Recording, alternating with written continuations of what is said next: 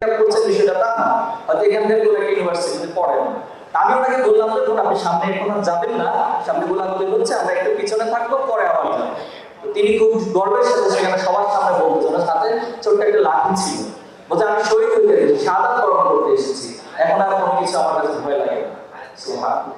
তাহলে এই অনুভূতিটা প্রত্যেকটা মানুষের ছিল। যতজন শহীদ হয়েছে প্রত্যেকের পরিবাররা এখানে আছে, অনেকের পরিবার তাদের ভিতরে শাহাদাতের কোনো না কোনো সিমটম আগে ছিল। তারা আল্লাহকে ছাড়া কাউকে ভয় করে না, এই কথাগুলো বলতেন। এবং তারা ন্যায়ের পক্ষে অন্যায়ের বিপক্ষে জীবন দিবেন, এই কথাগুলো বলতেন। তার পিতা মাতাদের কাছে ইসলামের মৌলিক কনসেপ্ট গুলোকে তুলে ধরার চেষ্টা করেন। আমাদের ছোট্ট শিশু জাবের ইব্রাহিম, যার মা এখন পার্লামেন্টে আছেন, জাবের ইব্রাহিম তার পরিবারের মাঝে তার পিতা মাতাকে পর্যন্ত, ছোট্ট একটা শিশু কিন্তু তার পিতা মাতাকে ইসলামের মৌলিক কনসেপ্টের বিষয়ে বলতেন। কখনো যে কারোর সাথে কর্কশ ভাষায় পরিবারের কেউ কথা বলতেন, জাবের ইব্রাহিম গিয়ে বলতেন কর্কশ ভাষায় কথা বলাটা ইসলামের নীতিমালা না, একটু মোলায়েম ভাবে বলতে হয়, একটু উদার ভাবে বলতে হয়। কতটা মানে শহীদের যে স্পিরিট, সেটা আমরা এই প্রত্যেকটা জিনিস শহীদ আকাশের চিঠির মধ্যে বলেছিল যে স্বার্থপরের মধ্যে কিভাবে বসে থাকি, যেখানে আমার ভাইয়েরা বোনেরা সবাই জীবন দিচ্ছে, যে আমি সেখানে গিয়েছি। তো আমাদের এই আদর্শিক ভিত্তিটাকে উপলব্ধি করতে হবে। এখানে একটা বড় জায়গা ছিল স্যাক্রিফাইস করা, একজনের জন্য আরেকজন স্যাক্রিফাইস করা। তিনি জানেন একজন আহত অবস্থায় আছেন, তাকে যদি এখন ধরতে যান, উঠাতে যান, তাকে হসপিটালে নিতে যান, তার গায়ে গুলি লাগবে। কিন্তু আমরা কি অসংখ্য দৃশ্য দেখেছি না, যে একজনকে গুলি করা হচ্ছে, আরেকজন পিছন থেকে তাকে হসপিটালে নিয়ে যাওয়ার জন্য করছে।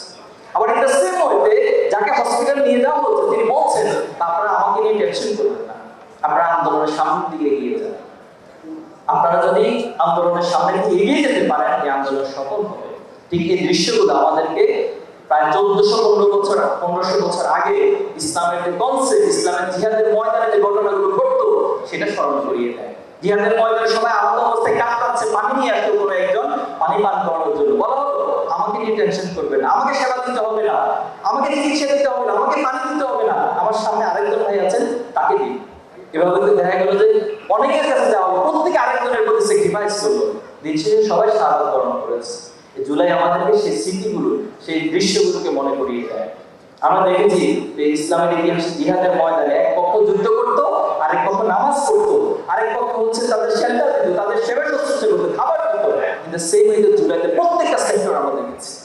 জুলাইয়ের দৃশ্যতে আমরা দেখেছি যে একদিকে প্রচন্ড গোলাগুলি হচ্ছে, রক্ত ঝরছে, আরেকদিকে এক পক্ষ আজান দিচ্ছে, ইকামত দিচ্ছে, নামাজে দাঁড়িয়ে যাচ্ছে।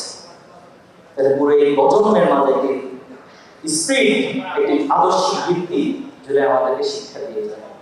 আপনারা দেখেছেন যেদিন বিজয় লাভ করেছে, আমাদের সিদ্দিকুল্লাহ ভাইয়ের একটা বড় দায়িত্ব ছিল গণভবন জয় করা। আলহামদুলিল্লাহ তিনি জয় করে আমাদেরকে ফোন দিয়েছিলেন যে আমরা জয় করেছি। এটার জন্য অনেক মেকানিজম আমাদেরকে করতে হয়েছে। জুলাই শুরু থেকে এই চিন্তা, এই স্বপ্ন, আমাদের কয়েকটা গ্রুপ ছিল, গ্রুপগুলোর নাম ছিল হোপ ডেস্টিনেশন, যে আমরা একটা লক্ষ্যকে নিয়ে সামনে অগ্রসর হচ্ছি। তখন সে কি দৃশ্য দেখলাম আমরা, সেই গণভবন জয় করার পর সবাই মাটিতে লুটিয়ে আল্লাহর দরবারে সিজদা হয়েছে এবং আল্লাহর কাছে কাঁদছে। সম্মানিত উপস্থিতি, এই দৃশ্যগুলো এটাই প্রমাণ করে এই বাংলাদেশকে যদি আত্মপরিচয়ের মধ্য দিয়ে আগামী দিনে বিনির্মাণ করতে হয়, তাহলে আমাদেরকে ইসলামের যে কনসেপ্ট এবং জুলাইয়ের আদর্শিক ভিত্তি, এটা যারা কত গভীরভাবে উপলব্ধি করতে পারবে, তাদের কাছ থেকে বাংলাদেশের মানুষ জুলাইয়ের যে প্রত্যাশা, জুলাইয়ের যে আকাঙ্ক্ষা, সেটা প্রাপ্ত হবে। আজকে যারা বাংলাদেশকে নেতৃত্ব দিচ্ছে, এই পয়েন্টটা বলে আমি শেষ করছি। বাংলাদেশকে আজকে যারা নেতৃত্ব দিচ্ছে, জুলাই কে কতটুকু অবদান রেখেছেন, আমরা এই আলোচনা কখনো যাইনি, কখনো যেতেও চাইনি। প্রত্যেকে তার নিজের জায়গা থেকে ভূমিকা রেখেছে। আমরা এই কথাটা বলি, জুলাইটা সবার ছিল, কিন্তু আজকের দিনে কারোর সবচেয়ে বেশি বেনিফিশিয়ারি হচ্ছে জুলাই থেকে। তাদেরকে অন্তত একটা আত্মসমালোচনা করা দরকার যে জুলাইতে আমার নিজের কতটুকু কন্ট্রিবিউশন ছিল, সেটাতে আমি কতটুকু আজকে আউটপুট পাচ্ছি, কতটুকু আউটপুট ভোগ করছি। অথচ জুলাই সে শহীদ পরিবারগুলোর অবস্থা কি? শহীদ পরিবার তো তার সন্তান হারানো, এটা তো আমরা দিতে পারবো। আমি জুলাইয়ের ঠিক পর শহীদ নাসির কামিল মিল্লাত কামিল মাদ্রাসার সাথে ওনার বাসা গাজীপুরে, সেখানে গিয়েছিলাম। তো যাওয়ার সময় একটা খাম নিয়ে গিয়েছিলাম যে হয়তো যদি একটু তাদের পাশে দাঁড়াতে পারে। আমি অনেক চেষ্টা করলাম শহীদ নাসির ভাইয়ের আমাকে সেই খামটা দেওয়ার জন্য, তিনি কোনোভাবেই খামটা নেবেন না।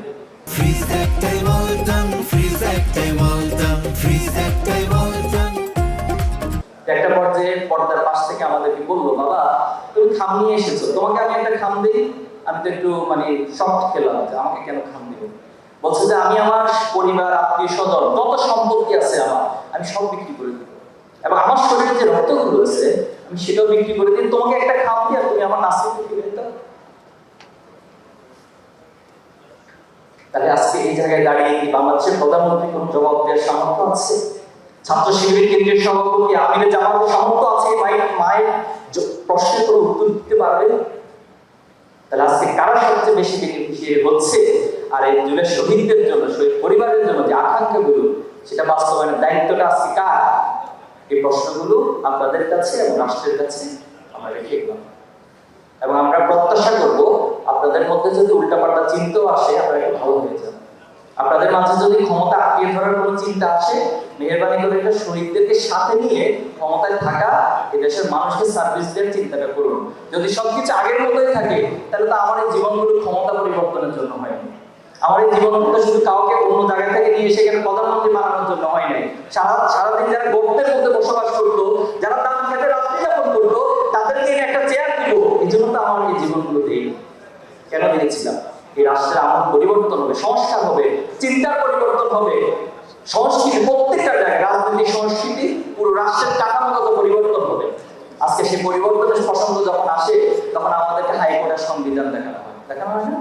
দেখানো হয় ৭১, ৭২ সেই ইতিহাসগুলো সামনে নিয়ে আসা হয়। তো ৭২-এর সংবিধানের কথা তো বেগম জিয়া নিজে বলেছে যে আমি যদি ক্ষমতায় আসি এই সংবিধানকে ছুঁড়ে ফেলে দিব, কারণ এই সংবিধানের চতুর্থ সংশোধনের মধ্য দিয়ে এই বাংলাদেশের প্রথম বাকশাল এবং স্বৈরতান্ত্রিক কাঠামো স্তম্ভ তৈরি করা হয়েছে, এবং তার ভিত্তিতে মূলত এই যে দীর্ঘদিনের ফ্যাসিবাদ, সেই ফ্যাসিবাদের একটি স্ট্রাকচার দাঁড়িয়েছে।